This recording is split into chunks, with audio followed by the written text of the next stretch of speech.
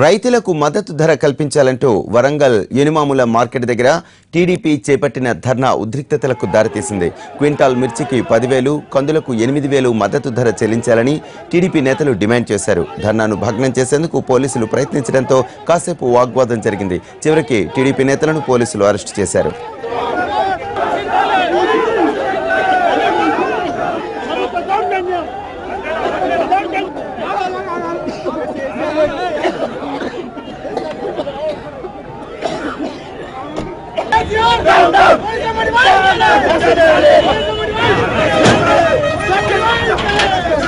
రాత్రి వచ్చి టెంటల్ వీకేయడము అంటే 3 రోజుల కిందనే అనౌన్స్ చేసినాము.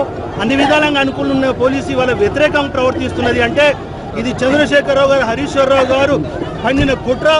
వాళ్ళ ఒత్తిడి మేరకే ఇవాళ మమ్మల్ని దౌర్జన్యంగా ధర్నాను విఘ్నం చేయాలని ప్రయత్నం చేస్తున్నారు. ఎన్ని ప్రయత్నాలు చేసినా ఇది ఆగదు. ఈ 4 రోజులు కూడా కార్యక్రమాలు నిర్వర్తించడమే కాకుండా రైతులకు గిట్టుబాటు ధర కల్పించే వరకు కూడా వదిలిపెట్టేది లేదు ఈ ప్రభుత్వాన్ని అని చెప్పి మేము విజ్ఞప్తి చేస్తాం.